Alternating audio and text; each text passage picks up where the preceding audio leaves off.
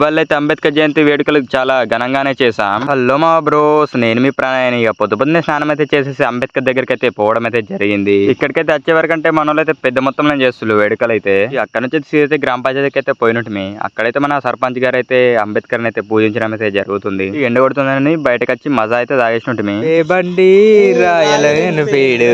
ఇక మా లడ్డు అయితే రుయ్యనే తెచ్చేసిండు తంసపత్రి తీసుకొని. ఇక మన సర్పంచ్ ఆనందన్న గారు అయితే రావడం అయితే జరిగింది కార్యక్రమం దగ్గరికి. ఇలా ఊరి మీద పెద్ద మనుషులు మన సర్పంచ్ గారు అయితే జెండా ఎక్కించడం అయితే జరిగేసింది. అక్కడ నుంచి అయితే ఊరేగింపు అయితే స్టార్ట్ అయితే చేసినాం. చూసేయండి మామ.